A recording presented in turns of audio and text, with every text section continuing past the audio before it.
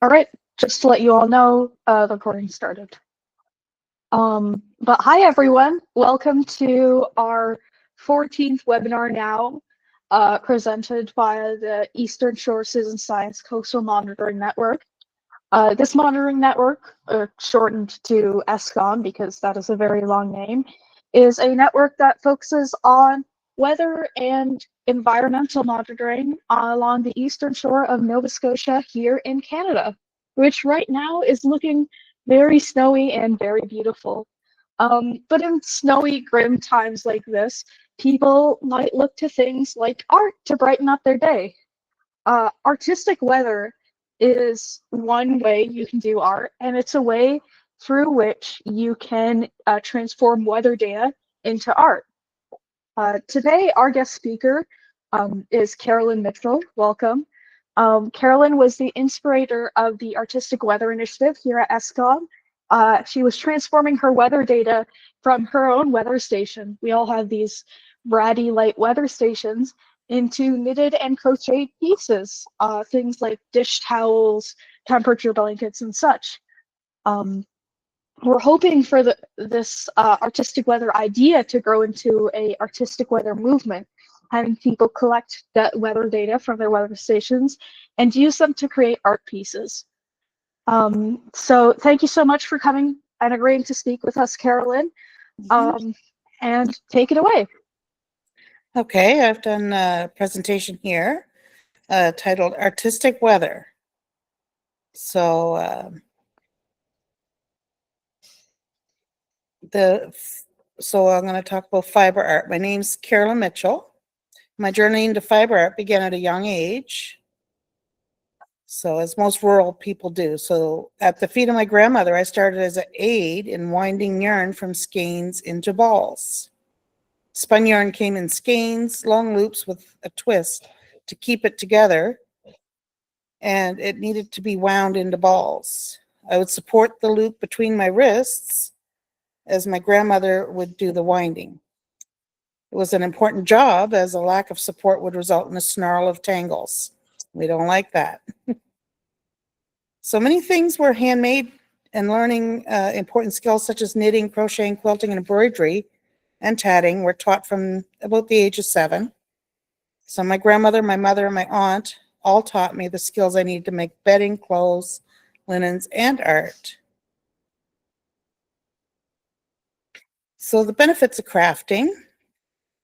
Crafting was once a necessity, and the things you needed to stay dry and warm, to clean with, and to decorate were not readily available. So malls were hours away. Getting there was a challenge, especially out here in rural Jador. And it costs more to buy ready-made items. We didn't have Amazon back then.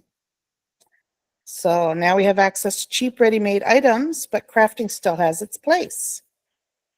Medical science has discovered its usefulness, benefiting with mental health and injury recovery. It's used to treat addictions, recovery after surgery, age-related decline, stress, and mental health challenges. It is meditative and relaxing. So here's an example of a temperature blanket. So the temperature blanket concept started with the Tapestry project in 2016. So Emily McNeil, Justin Connolly, and Marissa Connolly had the idea to communicate climate change in an artistic way. The temperature blanket is a knitted or crochet blanket of stripes. Each stripe represents a data point. It could be a high, a low, or an average temperature of the day. And you could create different items such as a scarf, stuffed snake, wall hanging, or sweater, or anything you'd like. So the trend has expanded greatly, with many people creating knitted and crocheted temperature blankets, and there are social groups on Facebook where you can see others' projects. You can compare data in different areas and learn a new skill in the fiber arts. So here's how to create your blanket. You would gather your data, you'd log into your weather station, choose the chart option to display your data, choose a monthly display. You then collect the information for each month until you have a year's worth of data. So you can get a year's worth of temperature, a year's worth of rainfall. If you don't have a personal weather station, you can look up historical data online. Some weather stations would have that. And you might want to create a blanket for a memorable moment, such as a child's birth or a wedding year. There's the chart that I had accessed. That's what it looks like online when you go into your RADI data chart. So transforming your data to art. So this is the action of it. So you would assign a data point to a color. I did mine in 4-degree increments. It is easy to manage amount of color choices and data points will display it properly. You could choose any colors that you like. I choose colors that feel like the temperature that I'm trying to represent, because art is about feelings. So blues for cold and reds for warm. So make a reference card and keep it with your blanket so you can interpret the data for in the future. And to make another blanket later, you can use the same color charts to do side-by-side comparison. So for example, on your 3rd day of January, which would be 3rd row of the blanket, color was light pink. That means the color range was from 0 to 4 degrees Celsius. And then you let the fun begin. You create your blanket. You could crochet or knit a row each day to represent your temperature range. It's a nice daily journaling. You can make smaller projects such as a scarf or a sweater if the blanket's a bit much for you to get through on the first go.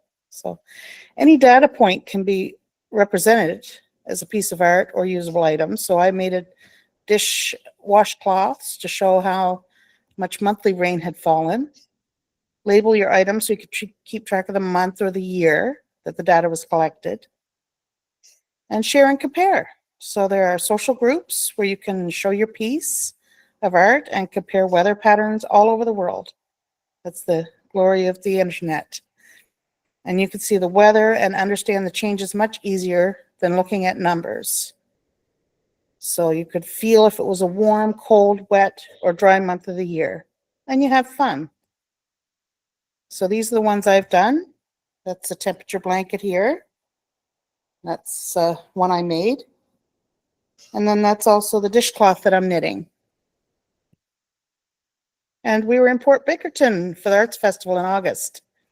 And I was teaching our fine folks how to crochet. And there's a whole array of colored balls to choose from. And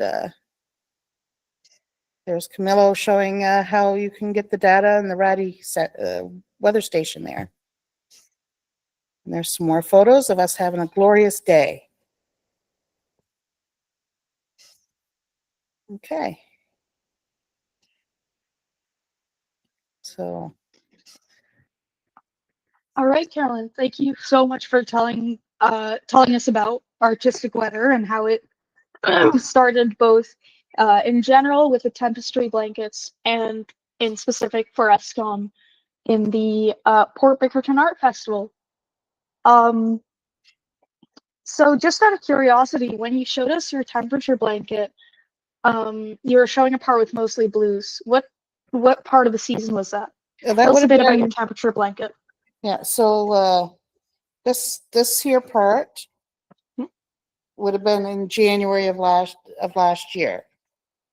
So it started off, as you could see, the pink stripes is fairly warm, then it gets a little colder. And there's January and February starts with the black line. So, and then we got a nice warm month. And as you keep going, you can see how the colors are coming into oranges and yellows. It warms up over the year. And your dishcloth, it had your dishcloth has it's all white and it's just got this one line of blue. Your dishcloth was for rain, correct? Yeah, so the white shows no rain and the blue shows one day of rain that we had. And So this that was would have been, when was the state of period?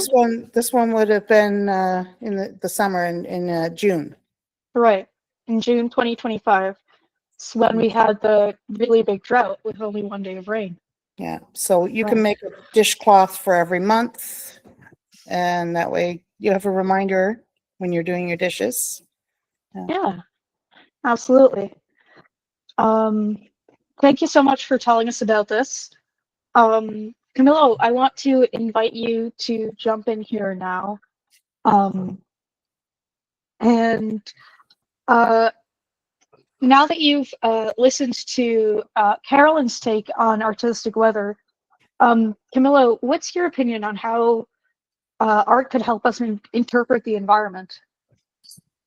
Yeah, thank you, Abirami, for the invitation. Thank you, Caroline, for the presentation. I think it's very insightful, to know how everything started and also your personal story. I think this is great. I think one of the most difficult part with we are doing science is how to communicate our results.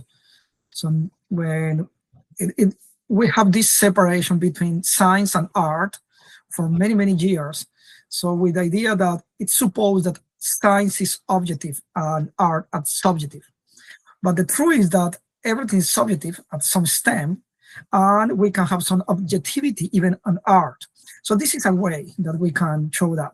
So when we have a temperature blanket, or that this is our idea, this is why I am there, in the pictures, that I'm still waving my scarf. This is with the wind. It is with the wind maximum, I think, daily maximum wind of every day. This is a way that we can communicate and also to understand what's happening in our environment. So, for example, I'm really curious to finalize this scarf because I really want to know what periods we have more wind here on the Eastern Shore. I'm living in Little Dover, near to Canso. This is the remotest part of the province of Nova Scotia. It means also the continental Canada.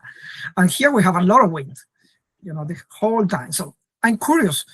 I know that we have a lot of winds during the whole year, but which days we had more wind? It's the same every year, or it's changing with the time, because we know that we have climate change.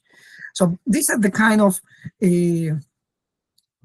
communication pieces that we can create with this artistic weather movement.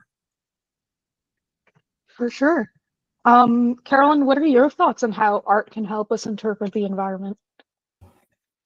Well, it takes your quantitative data and puts it into a visual representation. It's easier to digest. It transcends language barriers. It transcends age groups. Even children can understand like a spot that would feel like a warm weather pattern, or so if they get a blanket, say if you made a blanket for the year they were born, and when they could easily interpret what were the warm months and the colder months. So it's nice to be able to reach younger people.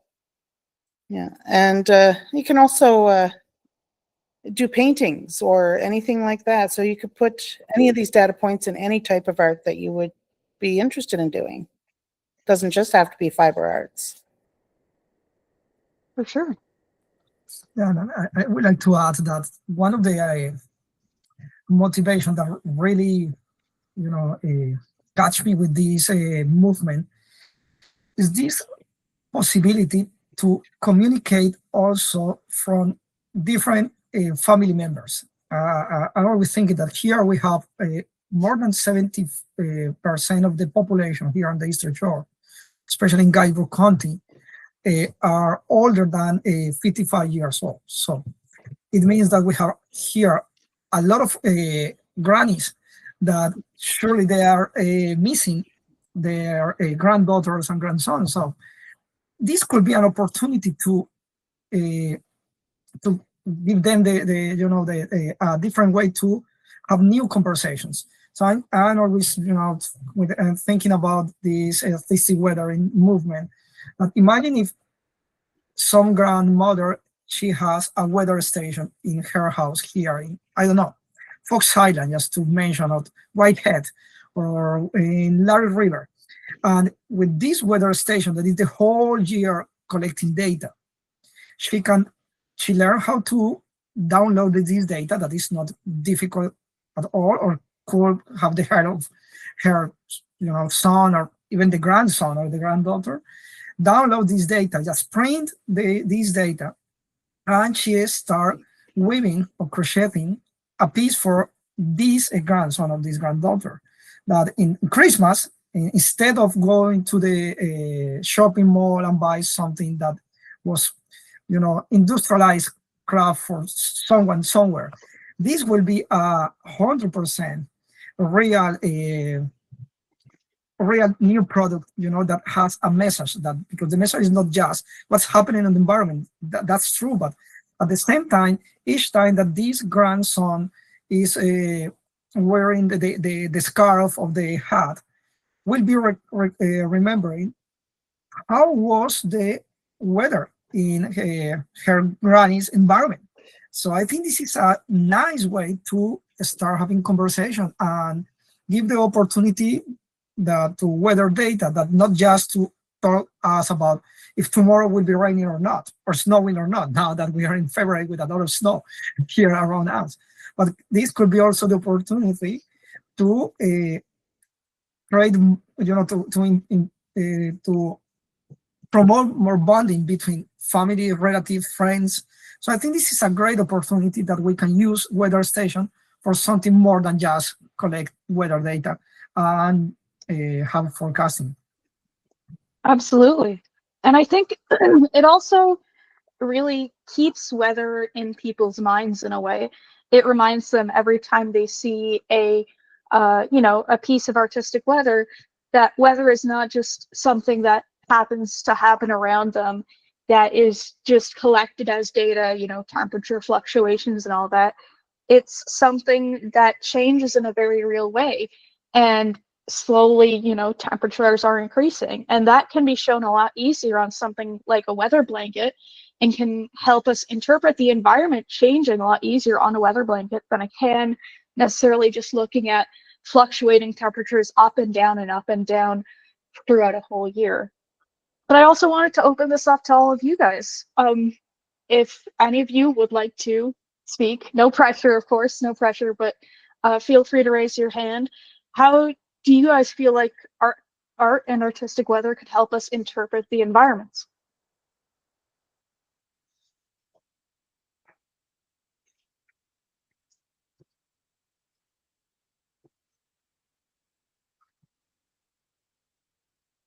Sure. Jack, go ahead.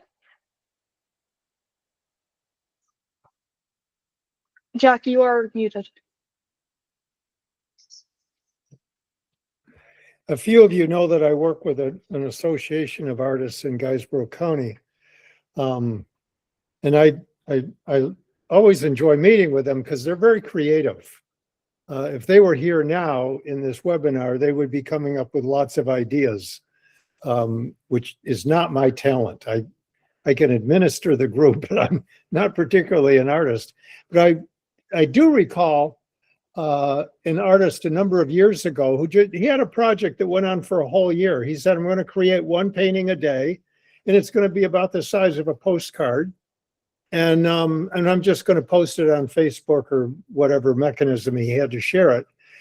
But it would be very easy to use a technique like that to simply record changes in the weather from day to day to day to day. And then you'd have a running record. It wouldn't be extremely time consuming. And it sort of captures the changes that go on from day to day to day to day. And most of these paintings, he did them in 20 minutes or less. They weren't huge projects. Yeah, absolutely. I can imagine like a wall of just about 365 different paintings, all of them showing like different weather and different skies and all that. I can imagine it would be beautiful, and it would be a really good representation of how the weather changed over the year. Kim, I saw you had your hand up for a bit there.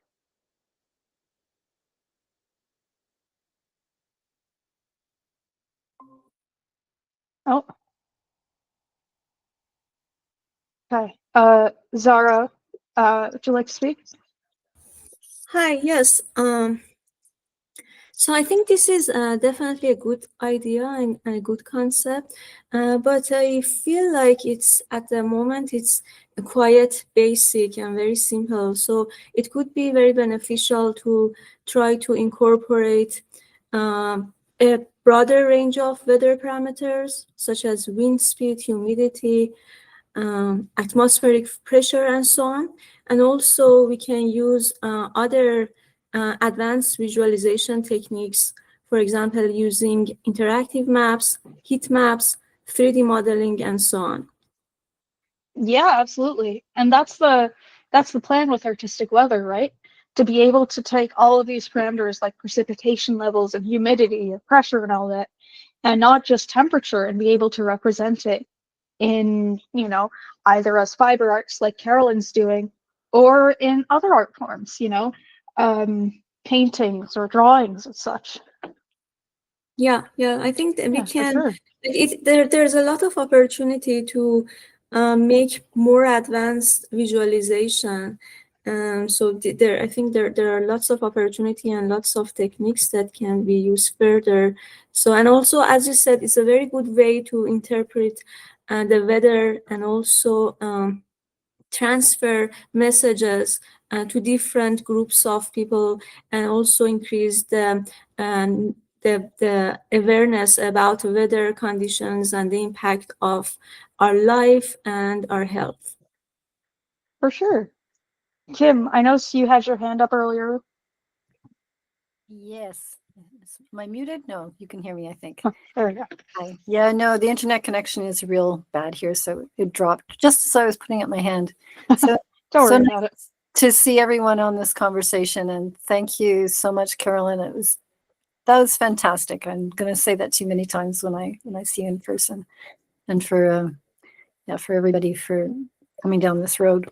I loved what Jack just said as well about making small pictures, but I think there's plenty of opportunities to tap into existing art, weather, climate pieces. Like I'm thinking iNaturalist right off the bat. It would be a very easy one if we're trying to capture, like, I love that idea of like the clouds, a sky thing every day. That would tell you something that could be related to your water, the water collection sorts of things. And the same thing with your waves. If people were taking an iNaturalist, tapping into that as a way of measuring wave activity every day and building collages and even three-dimensional projects from those images would be really fun.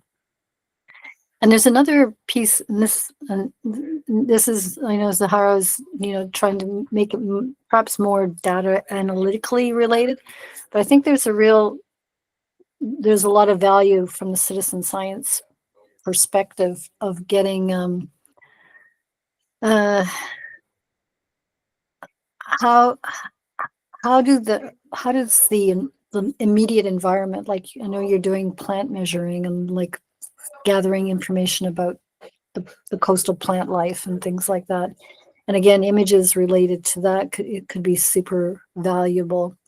I'm going to tag Carolyn again on a project that she came up with for us here that engaged young people in looking at birds. And I think that they're a great other way of, giving some information about the health of the local environment. And she created like a scavenger hunt with bird eggs that she made and scattered around the property here.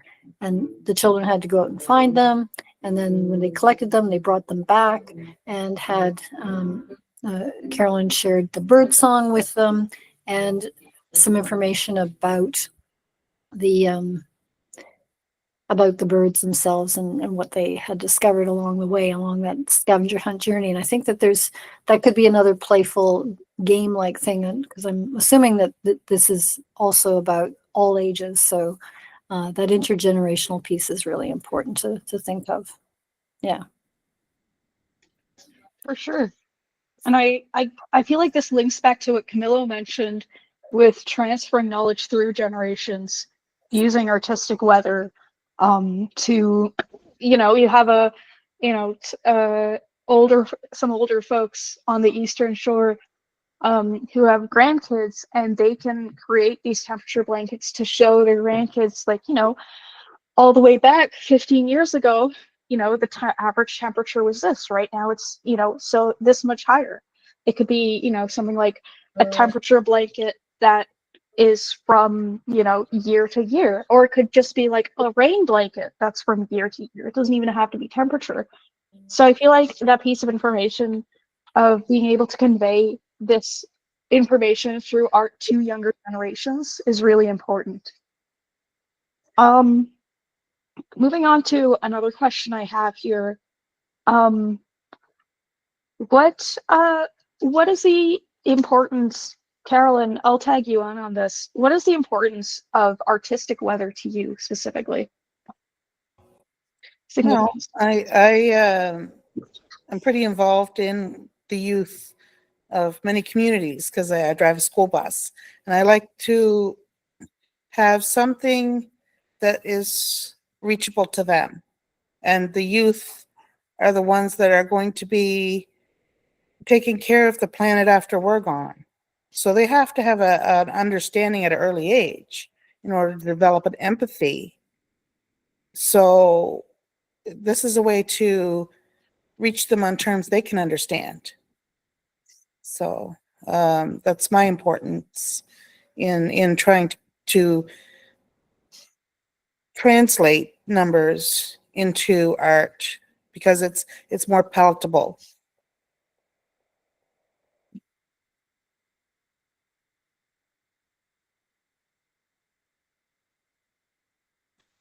Camilo, as the current coordinator of ESCOM, what's your thoughts on this? What's your thoughts on the importance of artistic art, artistic art? Wow. Yeah, no, this the first thing that is related with that we can use the data that we are collecting. We as a citizen science network, we are collecting data. This is what most of citizen science projects do normally. But at the same time, the idea is that we want to go further. And one way to go further is analyze this data, but also represent this data and communicate, you know, and share this information with others.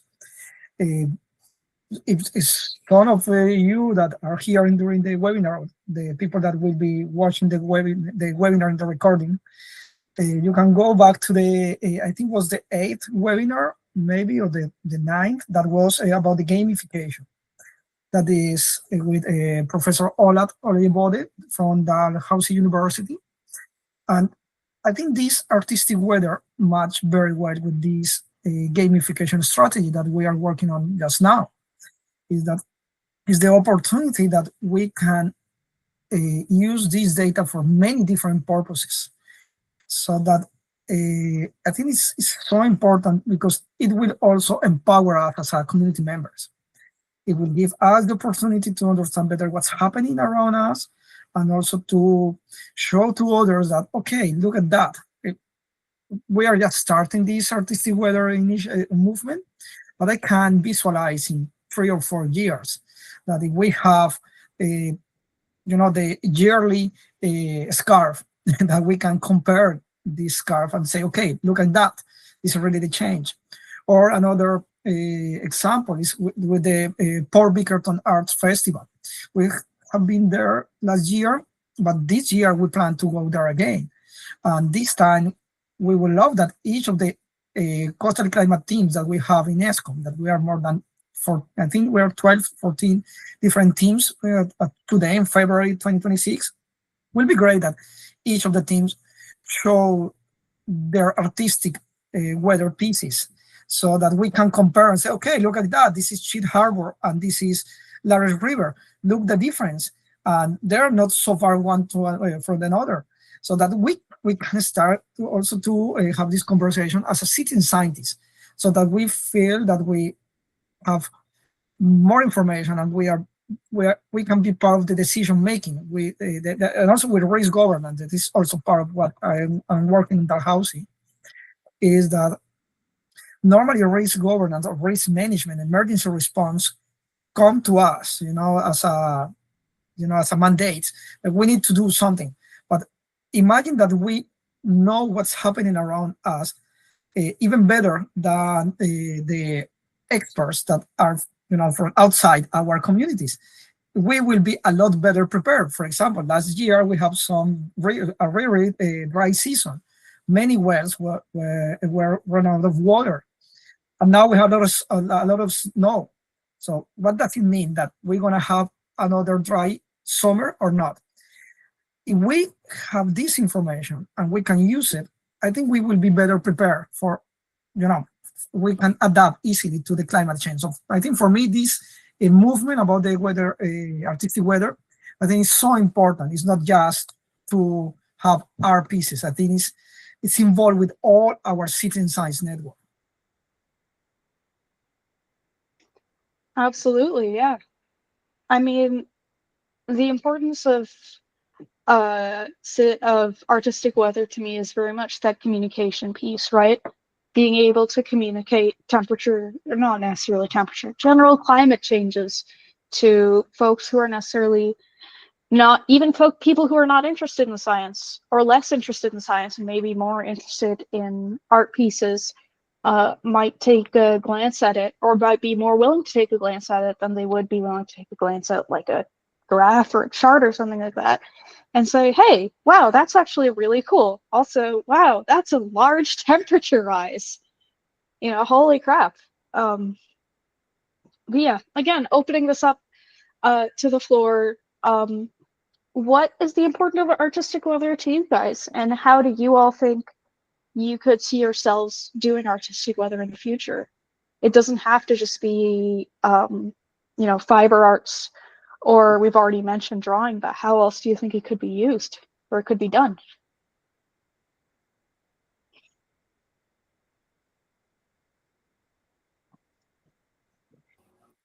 I'm thinking we could even have like a little gallery of a display, if we could find a space, and maybe have a yearly get together and show all of our art pieces. For sure. Nicole, did you raise your hand, or did I? Sorry, I thought I saw you raise your hand. I didn't, but I turned my camera back on. But I do have something to share. Of course, I take in a school perspective and an education perspective, and what does this mean for students? And you're speaking to somebody that's taught math and has been a math consultant, and I would have to say the part of math that students disengage from a lot is data management, because it's a bunch of tables and it really doesn't, the data doesn't mean anything. It's data out of a textbook. And so what I see in this is the richness of experience.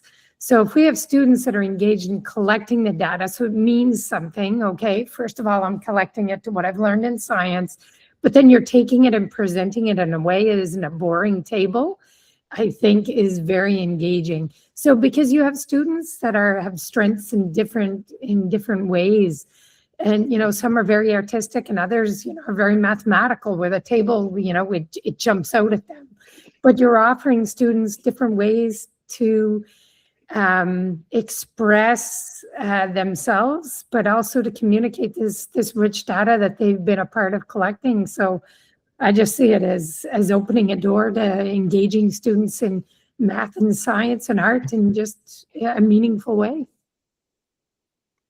Yeah, absolutely. I mean, I remember when I was in school, I did not like math as a student. And being able to have data sets like this and represented in different ways, such as visual ways, like art, would have been great for me doing the data management section, for sure, just to get me more engaged. Camilo, you want to jump in? Yeah, no, I would like to, to integrate two parts of the conversation. One is about the idea that Carolyn has about to have a gallery. That we already have a gallery here in Guidebook that is led by Jack, that is also here in the attendance. So imagine that, this is just an idea, but imagine that we have the kids in the school, for example, that they can do, for example, a necklace with 52 pieces. Each piece is 1 week the year, and these pieces could be also presented in this gallery, and also it could be, even an opportunity for fundraising, not just for the school, but for anyone, that we can offer these pieces to tourists. Here in Guidebrook County, we are trying to offer more authentic experiences, but also why not to offer more authentic souvenirs?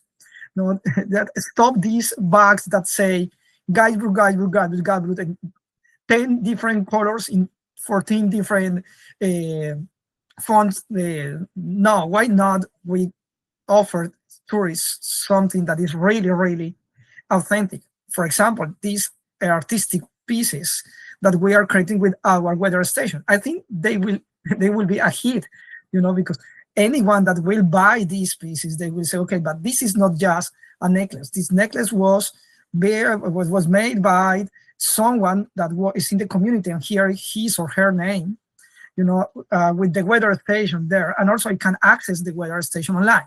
So this is something that is not repeatable as a souvenir. So I think this is a lot of opportunities if we take all these ideas together and just organize ourselves to, to be just in the vanguard. We are creating the concept as an ESCOM, but now we also need to continue, evolving this idea to be sustainable in the long term.